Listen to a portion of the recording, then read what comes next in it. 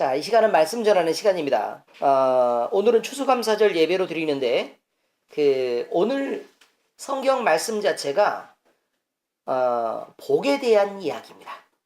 복에 대한 이야기인데, 시편 1편에 보면 대표적으로 복 있는 사람은 이라고 시작되는 성경으로, 시편 전체가 시작되고 있습니다. 그러니까, 전체 시편 전체에 대한 찬송이 복 있는 사람에 대한 이야기 또는 복 받은 사람들에 대한 이야기 또 복을 누리고 있는 사람들에 대한 이야기로 쭉 다 이렇게 나와 있습니다. 그런데 여러분도 아시다시피 다윗의 전체 생애는 그렇게 지금 있는 사람들이 볼 때 그렇게 만족스럽거나 아니면 편안하거나 뭐 그렇게 이렇게 즐거운 나날들을 계속 보냈던 것이 아닙니다. 그럼에도 불구하고 하나님이 인정하시는 사람이고 그 다음에 복받은 사람이라는 것은 여러분들 어느 누구가 생각해도 사실은 이 말에 대한 의심이 있을 수가 없습니다. 그래서 우리는 오늘 성경 말씀을 통해서 과연 복이란 무엇인가?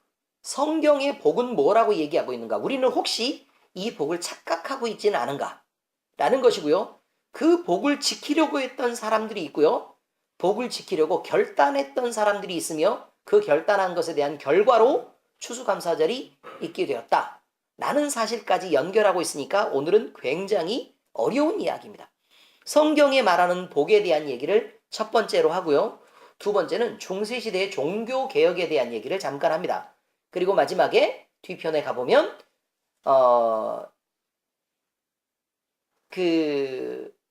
추수감사절을 처음으로 지켰던 사람들, 가을 추수감사를 처음으로 지켰던 사람들에 대한 이야기가 쭉 이렇게 나오는 거니까 여러분들이 자, 이 세 가지 부분으로 이렇게 나눠서 생각하시는 게 좋겠습니다. 자, 오늘 성경 말씀은요, 시편 1편이었습니다. 복 있는 사람은 악인들의 꾀를 따르지 아니하며 죄인들의 길에 서지 아니하며 오만한 자들의 자리에 앉지 아니한다. 라고 되어 있습니다. 그리고 오직 여호와의 율법을 즐거워하여 그 율법을 주야로 묵상하는도다. 라고 되어 있습니다. 자, 그런데 그럼 복이 있는 사람들은 악인들의 꾀를 따르지 않는다라고 얘기하는데 그 악인들이 과연 무엇을 얘기할까요? 이 말입니다. 악인이 뭔지를 알아야 악인들의 꾀를 따르지 아니하는 거 아닙니까? 그죠? 자, 그 다음에 죄인들의 길에 서지 아니한다 라는 말은 또 무엇일까요? 오만한 자들의 자리에 앉지 아니한다 라는 말은 무엇일까? 이 말은 해석해주면 그렇습니다. 악인들의 꾀라는 말은 의인과 악인이 있는데 악인은 하나님으로 인정하지 않는 사람의 생각에 지혜를 따라가지 않는다 라는 뜻입니다. 그러니까 복이 있는 사람은 하나님 없다 라는 말을 따라가지 않는다 라는 말입니다. 하나님 없이 세상을 살지 않는다 라는 말이 복 있는 사람의 첫 번째 조건입니다. 둘째, 복 있는 사람은 죄인들의 길에 서지 아니한다 라는 말인데 죄인들의 길이란 죄를 용서받지 못한 사람들의 길이니까 역시 예수를 믿지 않고 자기 죄의 문제를 해결하지 못한 사람에 대한 이야기입니다. 자, 그런데 이것이 왜 문제가 되느냐?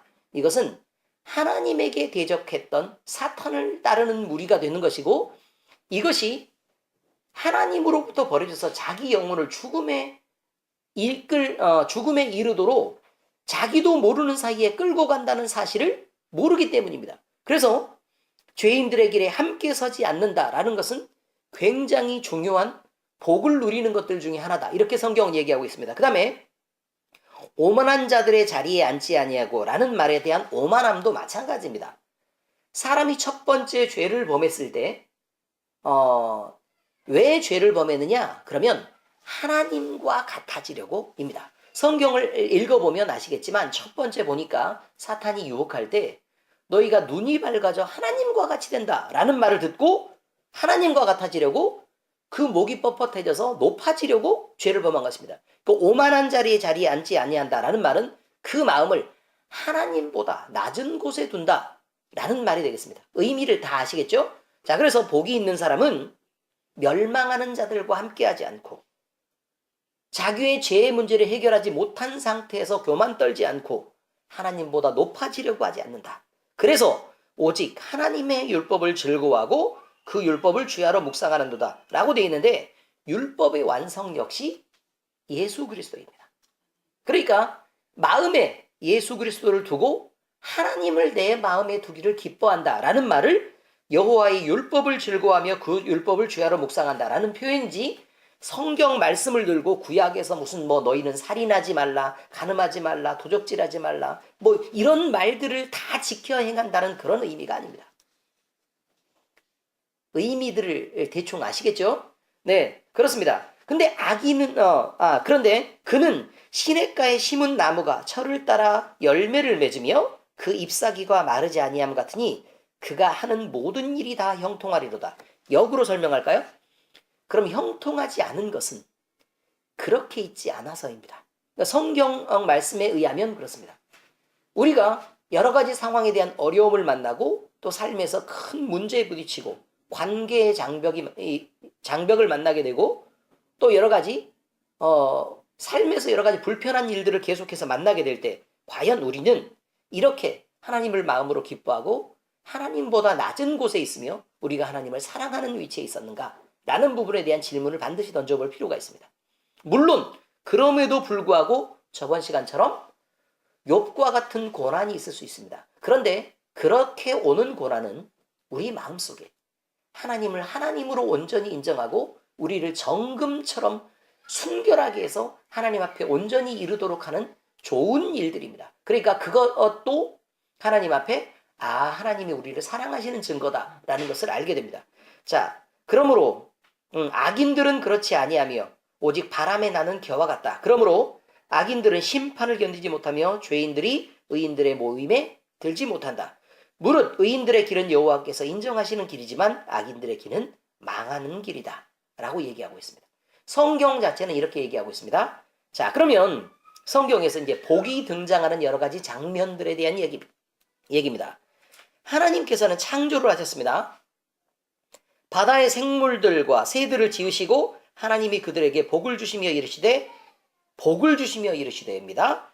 생육하고 번성하여 여러 바다에 충만하라. 새들도 땅에 번성하라. 라고 얘기했습니다. 자, 그 다음에 사람을 창조하신 후에도 그들에게 복을 주시며 하나님이 그들에게 이르시되 생육하고 번성하여 땅에 충만하라. 라고 얘기하고 있는 거 보니까 복이란 말은 우리에게 풍요롭고 번성한 일이다 라는 것이 맞습니다. 뭐 의미적으로는 그렇습니다. 자, 그리고 땅을 정복하고 바다의 물고기와 하늘의 새와 땅에 움직이는 모든 생물을 다스리라 하시니라. 우리가 다른 것의 종으로 사는 것이 복이 아닙니다. 하나님의 자녀가 되었으면 하나님이 만드신 세상의 질서대로 우리는 세상을 다스리고 사는 권세를 받고 있습니다. 그런데 그 권세대로 살아야 되는데도 불구하고 세상의 많은 일에 치이고 세상의 많은 힘에 치이고 세상의 어둠에 치이고 영적 권세에 눌려서 만약에 우리가 살아간다면 그것은 복을 누리고 있는 상태가 아닙니다. 우리는 자유롭고 번성해야 하며 땅을 정복하고 모든 생물들을 다스리는 위치에 있어야 된다라는 것이 하나님의 처음으로 복을 이야기한 것에 대한 이야기입니다.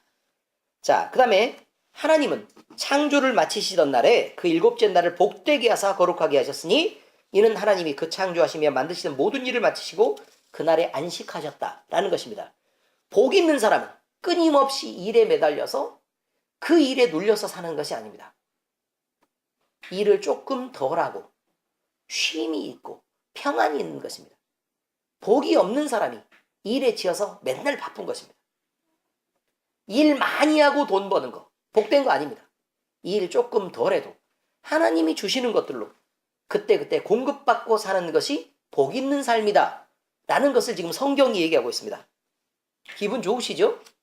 아멘. 자, 홍수 이후 노아에게도 하나님이 심판을 하시고 나서 노아와 그 가족들을 이끄셨습니다.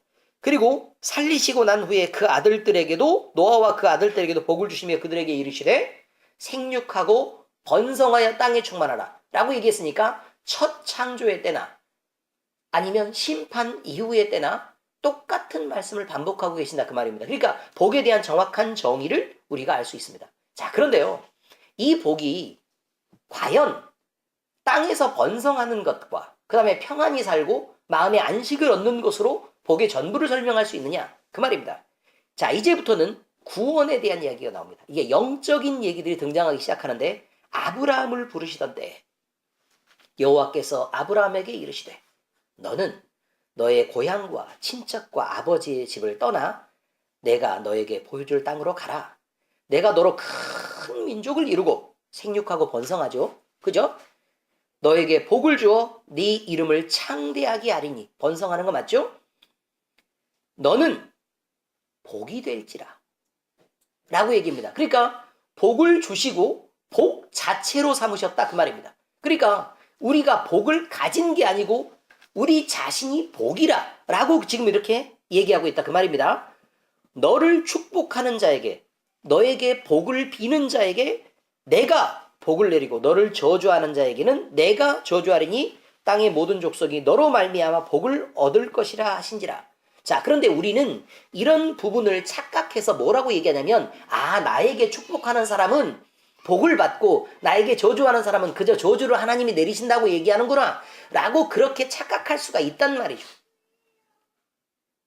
지금 그 말한 거 아닌가 라고 생각하시는 분 분명히 있습니다. 그런데 하나님은 이 장면에서 아브라함을 부르고 무슨 얘기를 하고 계시는 거냐면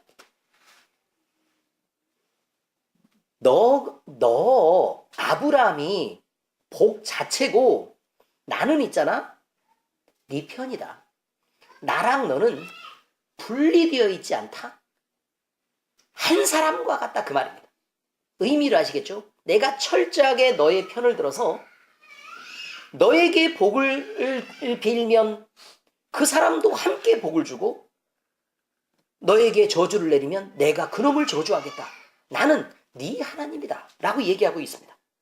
그러니까 하나님과 아브라함을 하나님이 지금 동일시하고 있다 그 말입니다. 물론 존재로서의 동일시가 아니고 마음을 같이 했다. 그런 의미를 지금 말하고 있습니다. 아브라함과 하나님은 그래서 분리된 자가 아니게 되었습니다. 이것이 복입니다. 하나님과 함께 연합하고 하나님과 함께 동행하며 하나님이 편드시고 우리가 하나님의 편으로 있는 것, 이것을 복이라고 얘기하는 것입니다. 아브라함이 이 이후로 멜기세덱에게 11조의 예물을 드리게 되는 때가 옵니다. 그가 아브라함에게 축복하여 이르되 천지의 주제시요 지극히 높으신 하나님이여 아브라함에게 복을 주시옵소서 라고 얘기했더니 복을 빌었더니 너희 대적을 내 손에 붙이신 지극히 높으신 하나님을 찬송할지라 하매 아브라함이 그 얻은 것에서 10분의 1을 멜기세덱에게 주었다 라고 얘기하고 있습니다. 그러니까 결국 이것은 무슨 말이냐면 신기하죠? 복을 빌면 헌금을 하는구나 그런 의미가 아닙니다. 무슨 뜻이냐면 아브라함이 전쟁에서 이기고 승리하게 되었는데 그 일이 하나님의 것인 줄 알고 그 일이 하나님이 하신 일인 줄 알고 이건 하나님이 하셨군요 라고 구분했다라는 말을 11조의 예물을 드렸다 이렇게 지금 표현하고 있는 것입니다. 네, 의미를 잘 이제 성경을 해석하면 그렇게 됩니다. 자, 그 다음에 이제 또 기가 막힌 장면들이 등장합니다. 아브라함이 이삭을 번제로 드립니다. 내가 내게 큰 복을 주고 내 씨가 크게 번성하여 하늘의 별과 같고 바닷가의 모래와 같게 하리니 내 씨가 그 대적의 성문을 차지하리라. 뭐 말도 안 되는 갑자기 이런 일들이 등장합니다. 그러니까 바닷가의 모래 같게 한다라는 것까지는 인정을 하는데 그 다음 얘기는 밑도 끝도 없는 얘기가 등장합니다. 내 씨가 그 대적의 성문을 차지하리라 라고 됩니다. 내 씨들이가 아니고요. 내 씨가여서 단수형으로 쓰여지고 있습니다. 이 씨는 예수 그리스도 한 분을 의미하는 거고 내 대적의 성문을 차지한다라는 말은 죽음의 권세를 이기고 십자가에서 승리할 것에 대한 예언의 말씀입니다. 또 내 씨로 말미암아 씨들이 아니죠. 내 씨 단 한 사람으로 말미암아 천하 만민이 복을 받으리니 이는 내가 나의 말을 준행하였음이니라 하셨다 아니라 라는 말이니까 예수 그리스도를 통해 믿는 모든 자들이 하나님과 함께 연합하고 하나님과 함께 동행하며 하나님은 우리의 편을 들고 우리는 하나님의 편이 되는 일을 예수 그리스도로 완성하게 되었다 라는 말이 복과 복에 대한 이야기입니다. 자, 신약 성경에서 산상수훈이 있습니다. 예수님이 말씀하시는 산상수훈이 마태복음 5장에 나와 있는데요. 산상수훈에 그렇게 나와 있습니다. 심령이 가난한 자는 복이 있나니 천국이 그들의 것이며 애통하는 자는 복이 있나니 그들이 위로를 받을 것이며 온유한 자는 복이 있나니 그들이 땅을 기업으로 받을 것이며 의에 줄이고 몽부하는 자는 복이 있나니 그들이 배부를 것이며 긍휼히 여기는 자는 복이 있나니 긍휼히 여김을 받을 것이며 마음이 청결한 자는 복이 있나니 그들이 하나님을 볼 것이며 화평하게 하는 자는 복이 있나니 그들이 하나님의 아들이라 일컬음을 받을 것이며 라고 나와 있는데요. 복이 있나니 앞에를 한꺼번에 묶으면 그렇습니다. 심령이 가난하고 애통하며 온유하고 의에 줄이고 목마르며 긍휼히 여기며 마음이 청결하며 화평하는 자는 복이 있다. 라고 표현하고 있는데 이 모든 것은 간단합니다. 우리가 다른 목사님들의 설교를 쭉 다 들어보면 이 말들을 훨씬 더 복잡하게 해석하고 있습니다. 그러나 간단한 것입니다. 심령이 가난하든 애통하든 온유한 자든 의에 줄이고 목마른 자든 이것은 모두 다 예수 그리스도의 복음에 목말라는 것들입니다. 우리가 하나님을 채우려고 하고 우리의 마음속에 그 비어있는 공간들을 하나님 한 분으로 채우려고 하는 자들은 몽땅 복이 있다. 그 말입니다. 다른 것들과 세상으로 섞지 않고 하나님 한 분으로 만족하려고 하는 자는 복이 있다. 그들은 천국을 받고 위로를 받고 땅도 기업으로 받고 배부름을 얻고 용서받고 하나님을 보고 하나님의 아들이라 일컬음을 받는다. 라는 말이 한꺼번에 나와 있습니다. 간단합니다. 산상수는 그렇게 되어 있는 말씀입니다. 뒤쪽으로 나가면 그렇습니다. 의를 위하여 박해를 받는 자도 복이 있다. 예수 그리스도의 이름을 위하여 고난을 당해도 복이 있다. 천국을 차지하게 된다. 나로 말미암아 혹시 너희를 욕하고 또 박해하고 거짓으로 너희를 거슬러 모든 악한 말을 하느냐? 그럼 너희에게 복이 있다. 기뻐하고 오히려 즐거워해라. 하늘에서 너희의 상이 크다. 너희 전에 있던 선지자들도 이와 같이 박해를 당했다. 라고 말하고 있습니다. 마태복음 13장 16절에 너희 눈은 봄으로 너희 귀는 들음으로 복이 있다. 라고 얘기하는데 그 눈이 무엇을 보았습니까? 예수 그리스도입니다. 그럼 무엇을 들었습니까? 천국 복음입니다. 이것을 예수 그리스도를 보고 예수님께서 하신 말씀을 들었을 때 복이 있다고 얘기하는 것입니다. 이렇게 예수 그리스도로 복을 정의할 수 있습니다. 그러므로 복이란 하나님께 있는 것이고 복이란 하나님이 주시는 것이며 복이란 하나님이 함께하는 것이고 복이란 하나님께 있는 풍요로움과 번성입니다. 자, 그러면 하나님께 있는 것들 중 가장 귀한 것은 무엇일까요? 재산입니까? 아닙니다. 하나님의 아들입니다. 자녀입니다. 다들 아시지 않습니까? 내 새끼가 얼마나 귀한지. 예수 그리스도가 가장 귀한 것입니다. 그것을 우리에게 주시기로 작정하신 것입니다. 하나님이 주시는 것들 중 최고의 선물은 무엇이었습니까? 자기 아들의 목숨이었습니다. 하나님이 함께 하시는 것들 중 가장 밀접한 동행은 성령 하나님을 주시고 우리의 마음속에 성령 하나님이 언제나 임재하셔서 우리와 함께 하시는 것이었습니다. 이것이 하나님이 우리와 하실 수 있는 모든 동행 중 가장 밀접한 동행입니다. 하나님께 있는 풍요로움 중에 가장 풍요로운 것은 무엇일까요? 하나님의 마음 아닙니까? 구약에 약속된 모든 복은 예수 그리스도를 통해서 예수 그리스도 때문에 그 죽음을 인하여 완성되고 성취되는 것입니다. 이것이 믿어지는 여러분은 하나님께 복받은 자가 확실합니다. 중세예요. 세계사에서 중세를 가리키는 건 로마 제국, 서로마 제국이 멸망한 이후부터 16세기 정도까지의 1000년 정도를 가리키는 내용인데요. 이 용어는 르네상스 시대 지식인들과 고대 지식인들 사이에 끼어있는 암흑과 야만 시대를 구분하는 말로 쓰였던 말이 중세입니다. 자, 그런데 복잡하니까요. 간단하게 가겠습니다. 기독교 교회사에 있어서 중세는 뭐냐면 서로마 제국이 멸망합니다. 그런데 그때부터 말하는 것이 아니고 교황이 처음으로 세워지는 제1대 교황인 그레고리우스 1세 때부터 루터의 종교개혁 때까지의 920년 동안의 교회사들을 얘기하고 있습니다. 자, 이 시기는 중세 기독교 역사를 말하고 있는데 어거스틴의 신앙과 사상이 실현되는 역사의 시기다 라고 얘기할 수 있습니다. 자, 그런데 이제 간단하게 얘기합니다. 로마 교회가 있습니다. 그 로마 교회는 어떻게 해서 세워진 거냐면 베드로가 로마에 가서 이제 전도를 쭉 이렇게 했습니다. 전도를 하고 베드로의 그 첫 번째 사도의 이름으로 사실 로마의 교회가 세워집니다.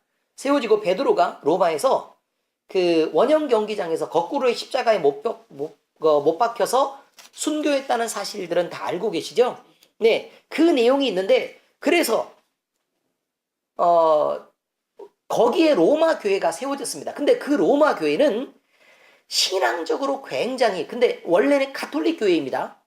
이 교회는 전체 기독교라고 얘기하는 것은 가톨릭 교회를 지금 현재 얘기하고 있습니다. 아직 분리되기 전입니다. 그런데 그때는 많은 순교자들의 피를 깔고 그 위에 세워진 교회였고 베드로 역시 자기가 교황이었던 적이 없습니다.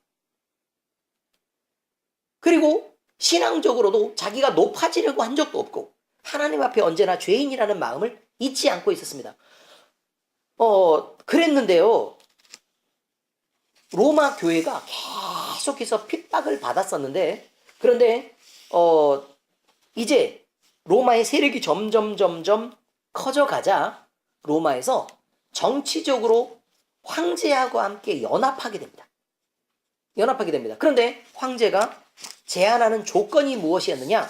그러면 그 제안한 조건들이 우리가 정치적으로 안정된 힘을 가질 수 있도록 많은 기타 종교들에게 갖고 있는 그 주변에 있는 많은 종교들이 갖고 있는 그 종교들을 몽땅 포섭해서 함께 그 연합체처럼 이렇게 만들어 가지고 그 국교를 그렇게 해서 만들어 달라라는 제안을 사실을 받게 됩니다.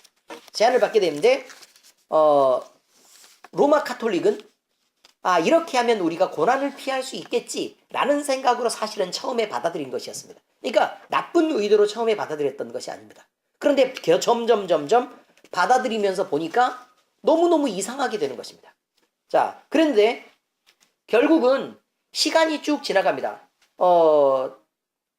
그러니까 시간이 점점 지나가니까 중세 교회는 모양이 어떻게 바뀌어가는 거냐면 로마 교황의 주장이 절대적 권위를 갖게 되고 그것을 성문화합니다. 그러니까 문서로 그것을 만들어냅니다. 그 다음에 1215년 라테란 회의라는 것이 개최됐는데 화채설이 결정되었습니다. 여기에 화채설이란 무슨 말이냐면 성만찬을 하죠. 성만찬을 하면 그 빵이 예수님의 기도할 때에 실제 몸이 된다는 얘기입니다. 그러니까 살이 된다는 얘기예요. 실제로. 그 다음에 포도주는 실제로 예수 그리스도의 피가 된다는 얘기입니다. 그러니까 거기에 성령이 임하고 거기에 의미가 임하는 게 아니고 실제로 살이 되고 실제로 피가 된다는 얘기입니다. 그게 화채설입니다. 그리고 그 전에는 없었던 것을 결정하게 됩니다. 의미를 아시겠죠? 그러니까 정상적인 건 조금 아니게 되어가고 있죠. 그 다음에 연옥설이 일반적으로 인정되었습니다. 이게 무슨 의미냐면요. 연옥설이 인정되었다는 얘기는 우리가 신앙 고백을 할 때 교회와 성도가 서로 교통하는 것과 라고 신앙 고백을 하시죠. 네. 그런데 그 신앙 고백이라는 것 자체가요. 우리는 살아있는 사람들의 성령 안에서 성령과 성령으로 성령 안에서 신앙 고백이 이렇게 이어진다 라고 우리가 알고 있으면 성경적입니다. 그런데 지금 십자군 전쟁을 하기 위한 돈을 마련하고 싶었습니다. 전쟁을 하기 위한 돈을 마련하고 싶었는데 그 십자군 전쟁이 일어나게 된 계기도 참 묘합니다. 그러니까 이슬람 민족들이 남하하고 그 종교가 퍼지게 되는데 그 퍼지게 된 건 교회가 타락하고 부정이 계속해서 진행되자 오히려 교회를 비판하는 세력들이 점점 생겨나게 됐고 이슬람 교도들이 굉장히 많이 활발하게 활동화됩니다. 그러니까 유럽 거의 전체가요 이슬람으로 거의 아예 다 덮여버립니다. 그런 모양으로 덮여지게 되죠.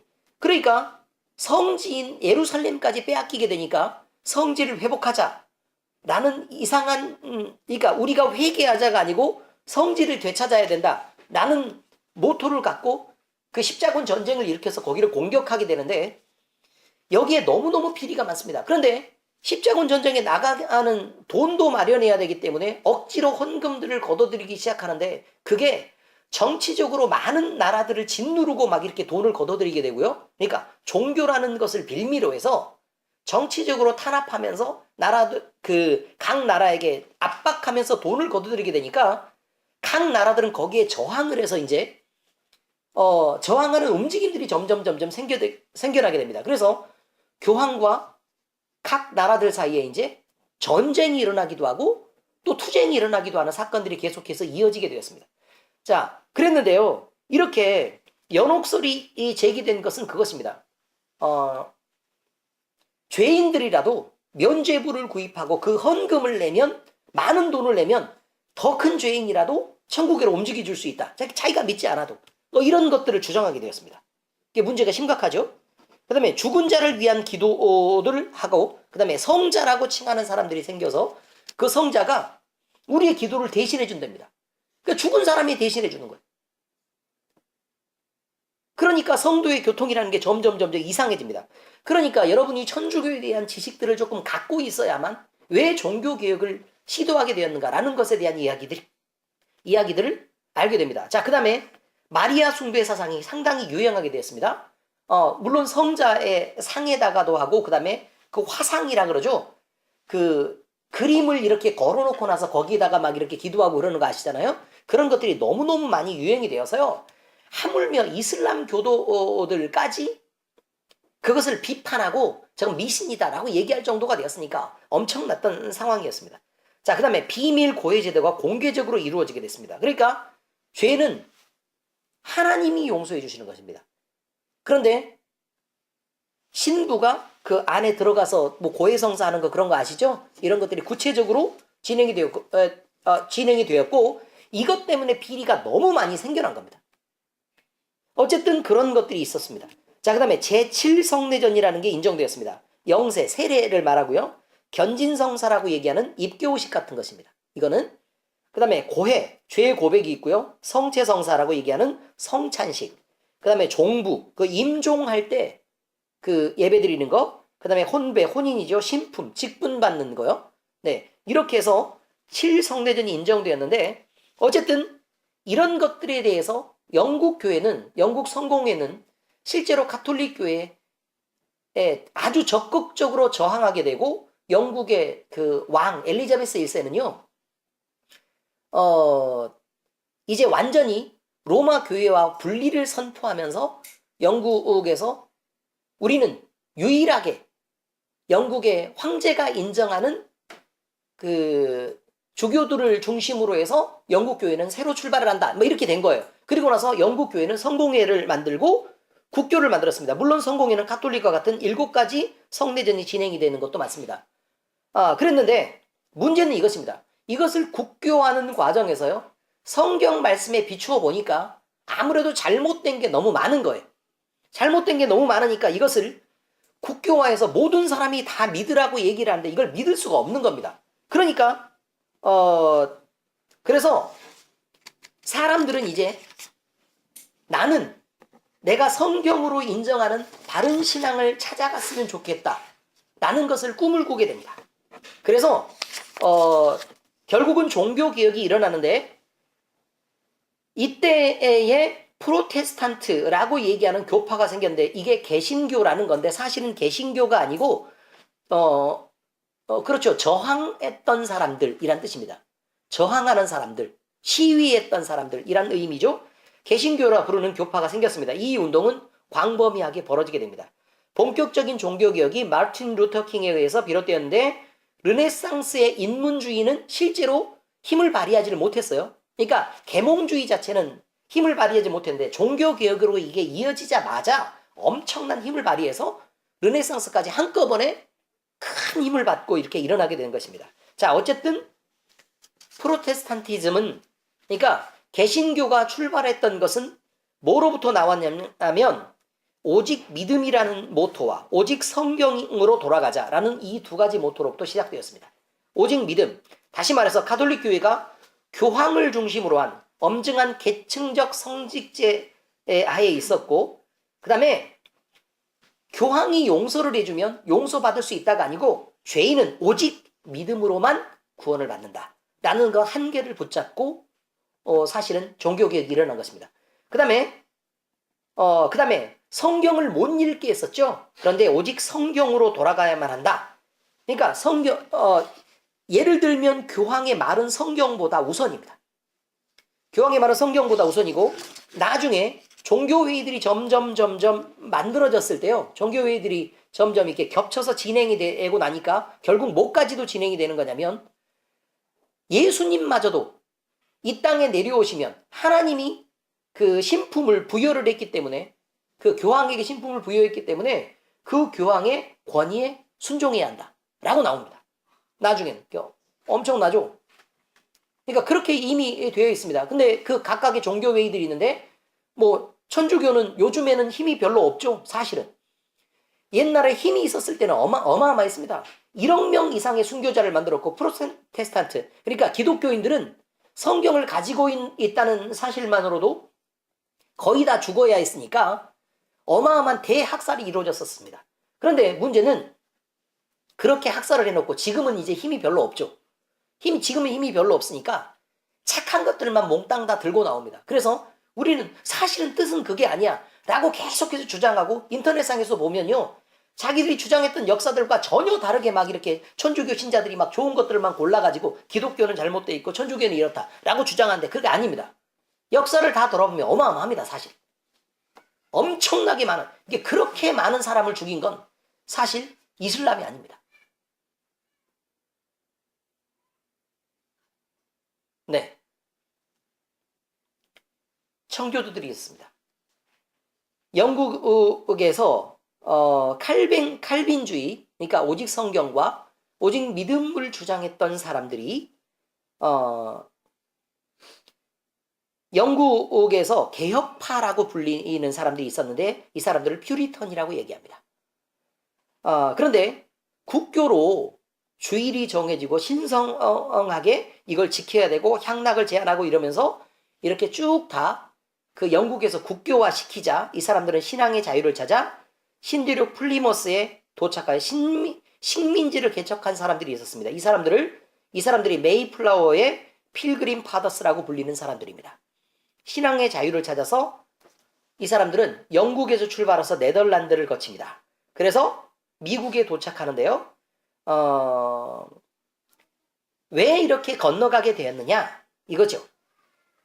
16세기, 17세기에 영국의 공장제 수공업이 계속해서 발달해서 산업혁명이 계속 일어났습니다. 그러니까 부자들은 계속해서 부자가 되고 가난한 사람들은 끊임없이 가난하게 되는 농민층의 분해가 진행됐습니다. 실업자들은 많이 생겨났고 도저히 영국의 좁은 땅덩어리에서는 많은 사람들이 살 수가 없게 되는 환경이 생겼습니다. 그래서 신천지를 찾아 떠나려고 하는 사람들이 생겼습니다. 자, 그런데 이것과 함께 종교적 문제 때문에 정부로부터 박해를 받는 계층들도 역시 신대륙을 찾아 떠나게 되는 꿈을 꾸게 됩니다. 자, 그런데 왕권 신수설을 주장했던 엘리자베스 1세, 제임스 1세, 찰스 2세가 왕권 신수설을 계속해서 주장하고 국왕의 통제 아래 종교까지 몽땅 다 묶어놓으려고 하자 이에 반발한 사람들이 종교의 자유를 찾아 아메리카 대륙으로 건너가게 되는 것이 바로 필그림 파더스라는 사람들입니다. 1920년 8월 5일 날 메이플라워호는 160톤의 규모였고요. 스피드웰호는 60톤인데 두 척 모두 다 돛배였습니다. 큰 돛을 달고 이렇게 무역선으로 이렇게 가는 배들 아시죠? 자, 그런데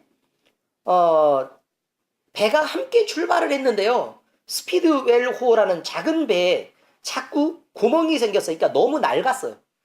너무 낡아서 구멍이 자꾸 생겨서 물이 중간에 계속 들어옵니다. 그래서 두 번이나 항해를 실패합니다. 그러니까 결국 이 사람들이 두 대로 나눠서 갈 수 없으니까 한 달 후인 9월 6일에 메이플라워 한 대에 몽땅 다 몰아타고 그 플리머스에서 출항했는데, 그 어쨌든 약 30명의 선원이 승선하고 있었고 남성, 여성, 어린이들을 통틀어 약 102명의 청교도가 함께 여행을 했습니다. 그런데 어쨌든 이 사람들이 식민지로 갈 배를 타고 있었는데 약 4,425km에 걸친 66일간의 여정을 보내게 됐고, 승객 한 명과 선원 하나가 중간에 죽었습니다. 그리고 항해 중에는 아들을 낳은 사람도 있습니다. 66일 동안이니까요. 그 배에 102명의 이주민들이 타고 있었습니다. 힌두륙 아메리카를 향해서 가고 있었습니다.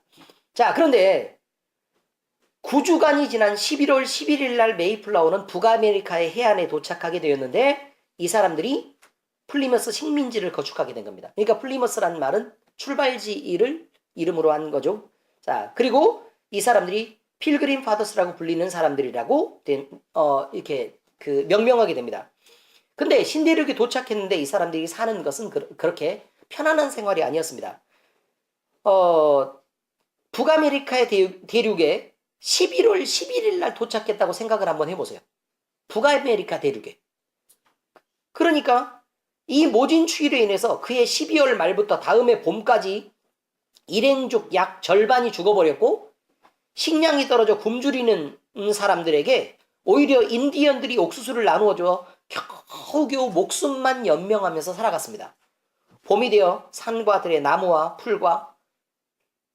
풀에 이제 새로운 새싹들이 텄는데요. 상륙과 3월 사이에 그들이 배에 걸렸던 병으로 겨우 47명이 생존했고 병이 최악의 상황까지 갔을 때는 6명에서 7명 정도만 스스로 식사를 할 수 있을 정도로 악한 날들을 보냈습니다. 그리고 이 사람들이 모두 나머지를 돌보고 겨울을 지내게 되었습니다. 자, 이 시기에 메이플라워의 30명의 선원들도 절반이 죽어버립니다. 결국 대부분이 죽죠.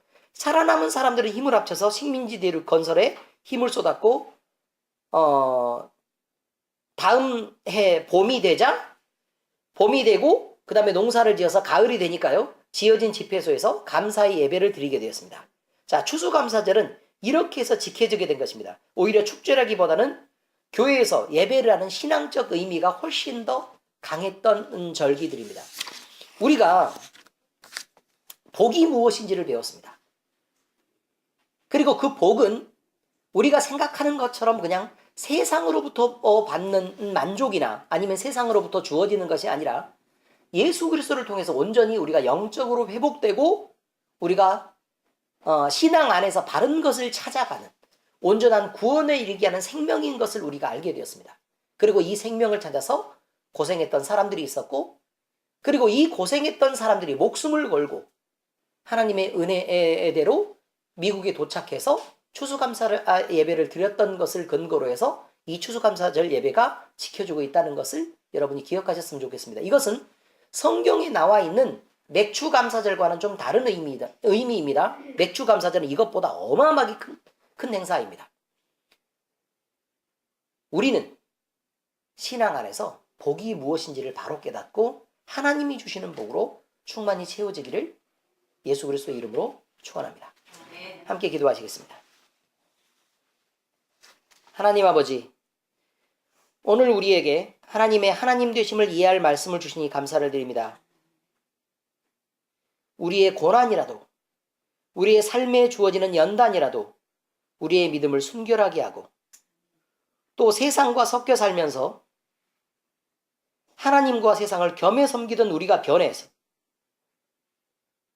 우리가 더 나은 삶, 하나님 한 분으로 만족하는 삶을 꿈꾸고 바라고 늘 감사의 조건을 갖게 하시니 감사를 드립니다. 우리를 생명으로 인도하시고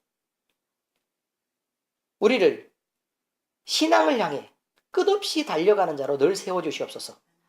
주님이 동행하시고 늘 주님께서 우리를 인도하시며 우리가 드리는 우리의 삶들을 늘 받으시고 우리가 자녀된 모습으로 바로 설 수 있도록 하나님께서 우리를 이끄시옵소서. 살아계신 예수 그리스도의 이름으로 감사하며 기도합니다. 아멘.